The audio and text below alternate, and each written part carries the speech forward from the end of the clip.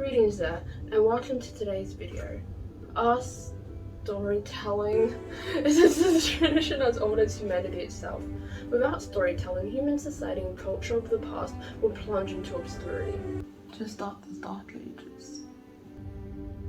History and culture were preserved through storytelling, often taking the form of legend and mythology passed down through the generations.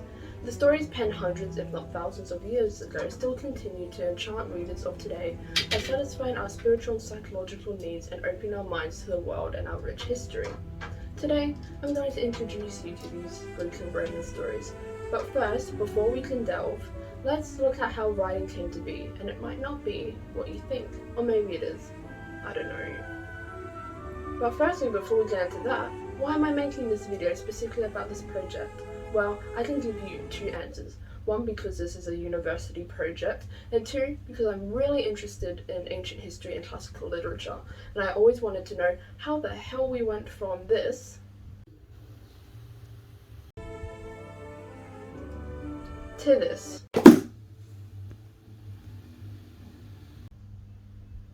And while this video may not come to a definite answer, I hope you can learn something from it. And I hope it can expand your horizons when it comes to ancient Greek and Roman literature. Without further ado, let's begin.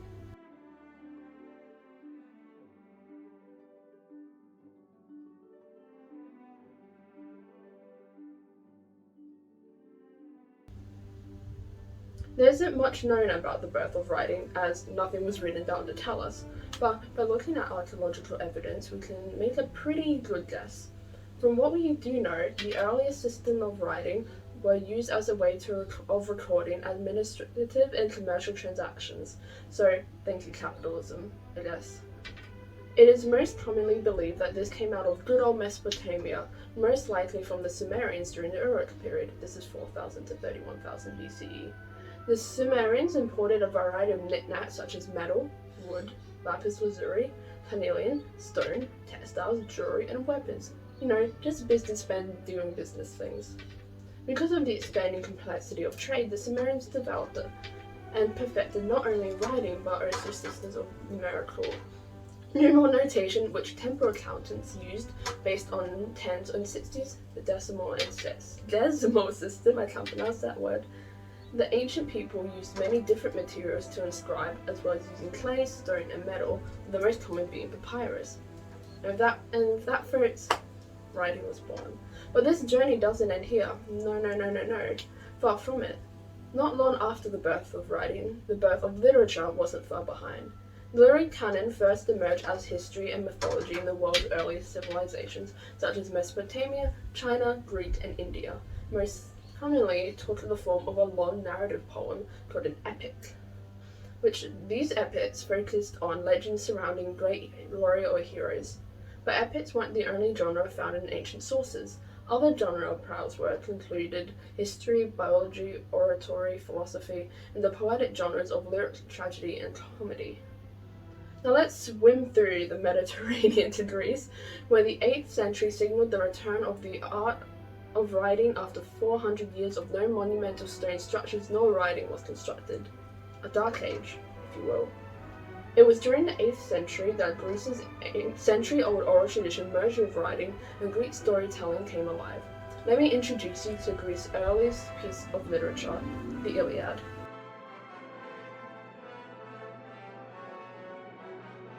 So the Battle 87 happened in 1987 when William Afton's kid, I forgot his fucking name, got murked by Freddy Fazbear. Wait, don't look. It's Heinrich Schliemann. He's obsessed with the Trojan War, and if he comes over here, he will try to convince us it happened. He destroyed so many archaeological sites. What is up, my fellow kids? Have you heard of the Trojan War? Some of the earliest forms of literature, often laying the foundation of culture's literary history. Yet none of these works were as impactful as the Iliad, often evident and was widely studied during the Middle Ages, and even in the 20th century has followed the epic model, becoming indebted to Homer. Consisting of 15,000 lines and divided into 24 books, the Iliad has certainly made its mark in Western literature. It is set towards the end of the Trojan War, a conflict between the Greek alliance, the Achaeans, and Troy, more specifically depicting the quarrel between the Greeks' best fighter Achilles and Agamemnon, king of Messene. I can't pronounce Greek words. The Iliad is not simply the first literary work to come out of Europe, but it did set the foundation of the epic form, which we see in later works such as Ovid's Metamorphosis and Virgil's Aeneid. Very little is known about Homer, and his origins are widely speculated. While some believe he is a blind bard, others believe that these works were by multiple people.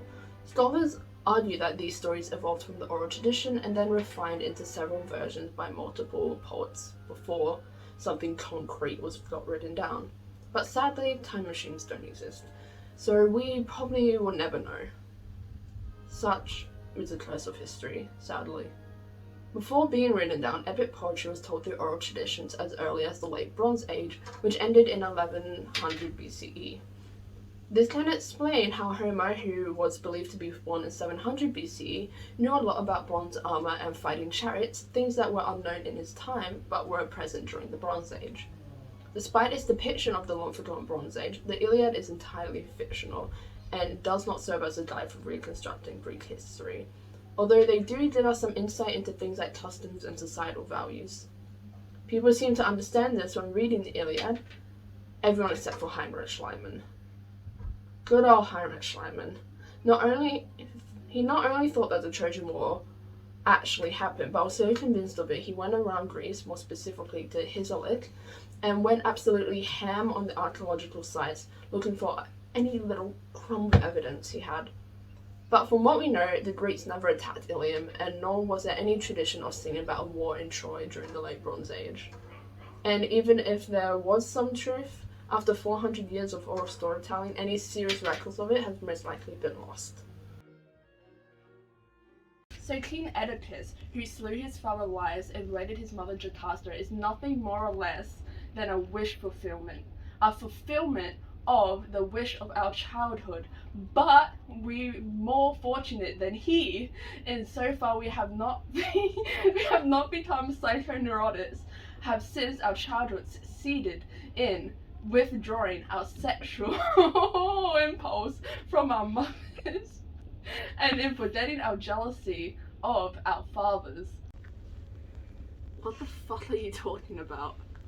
For nearly 2 centuries, Athens was the epicenter of political power and capital, defined by philosophy, literary, culture, and art, which in turn made a profound influence on Western civilization. One of the main themes that came out of Athens was the comedies and tragedies that were performed at a specific time of the year, during the festivals that celebrate Dionysus, the god of theatre, among other things. The earliest tragedy play we have in full is Persians by Aeschylus, which is believed to have been produced in 472 BCE. However, the development of the genre is obscure to us, but what we do know is that it was entirely an Athenian invention.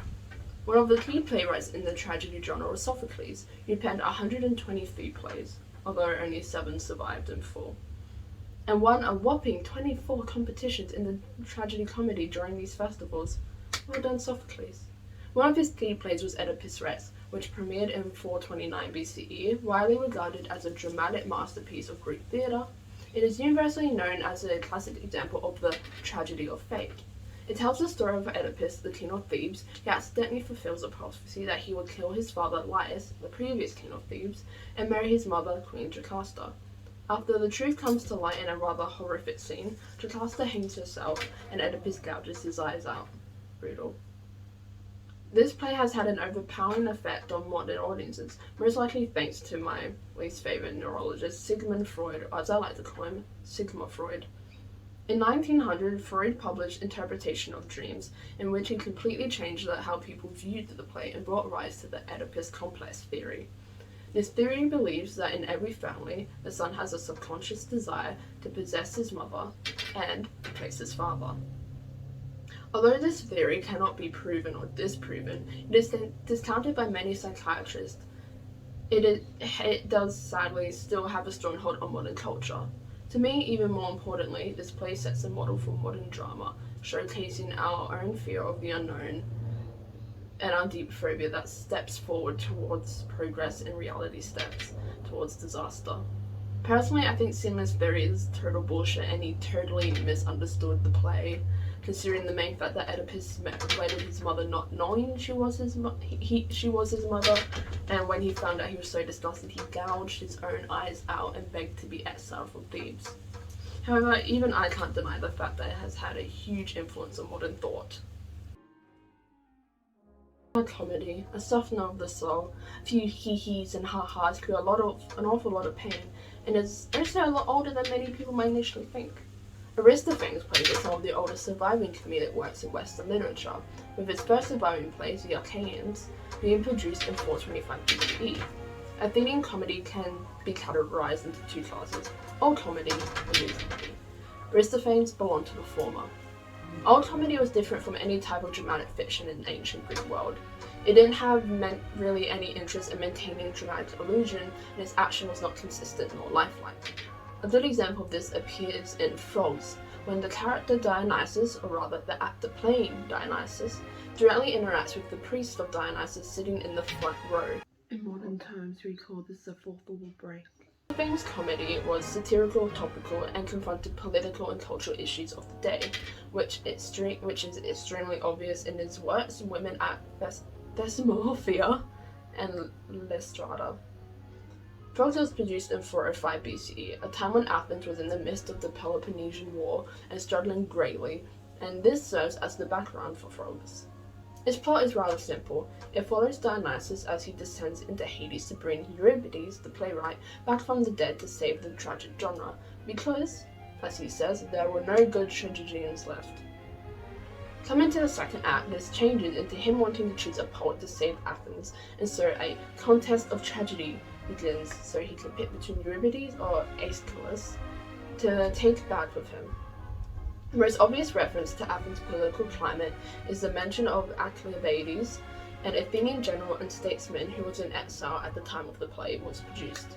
Towards the end of the play, Dionysus questions what is to be done about him to Euripides and Aeschylus. This scene asks what was a burning question during the time, and Fagles as a whole offers advice about the treatment of those who participated in the oligarchy, which was also prevalent in Athens during this war. And after this, he sent the oracle again, and Melissa's ghost told him that where he had to put whatever it was that his friend had left with. Do you have a source for that? Just trust me, bro. The birth of history can be pinpointed to sometime during the 5th century as a literary genre where some of the first historians, namely Herodotus and Thucydides, often adopted Homer's vivid and directly narrating style of historical events and themes involving war and foreign lands throw him out of breath. Like I said before, the Iliad shouldn't be taken as being the truth. However, it technically is one of the early examples of historical fiction and predates actual history, so it makes sense. One of the pioneers of historical writing is none other than the GOAT, Herodotus. And while his reputation varies, he is often referred to as the father of history. However, it is hard to say how much of his writings are reliable because there's quite a bit of bias. This isn't really that shocking of a statement considering history is usually recorded by the victors. In most cases, the victors were the Greeks. Despite not being a native Athenian, there was a strong pro-Athenian bias in Herodotus' narrative, either in agreement with the Athenian viewpoint in his evaluations of other city-states or explicit praise. Human beings are naturally inquisitive. That is the primary reason why philosophy exists. Philosophy in the ancient world was born from a sense of wonder, and Greece was no different. The early philosophers were not happy with the already established explanations given by societal customs and religion, so they went out to seek their own answers.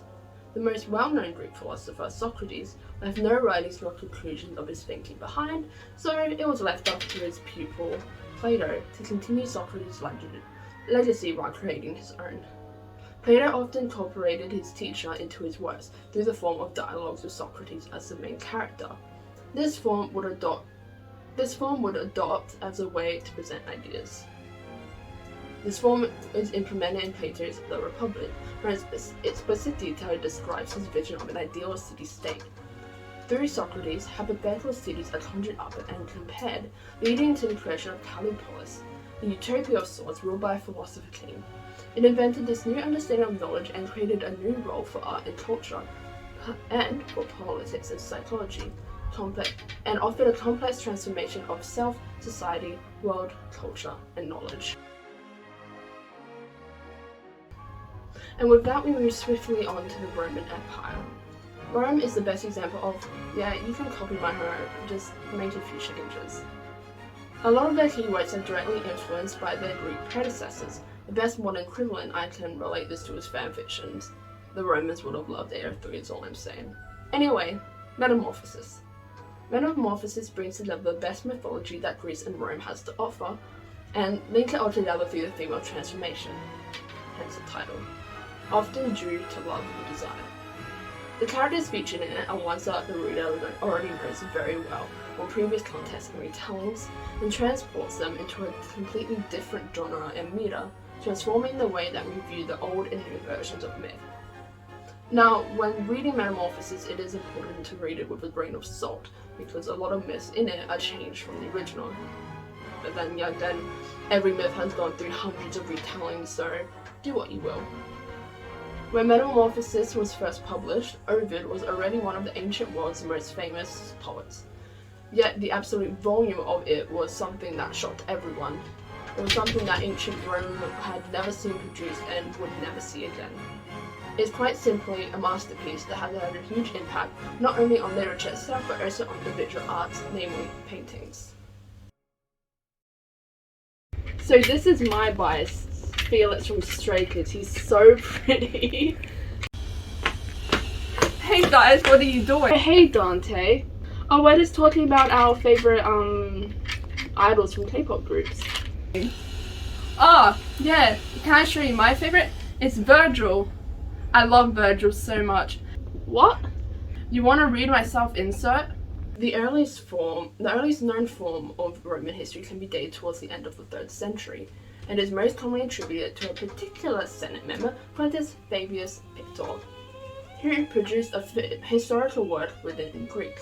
However, what made his work different from previous works is his focus on Roman character, highlighting Rome's success in dominating the ancient world, and his predecessors would follow suit. One of these fellows was Tacitus, who wrote a text that detailed the history of emperors who succeeded Augustus, namely Tiberius, Claudius, and ending with the death of Nero. One of the main things that stands out in the Annals is the representation of the second emperor Tiberius, who Tacitus depicts as complex and deceptive, often confusing his shyness for arrogance and generosity as hypocritical.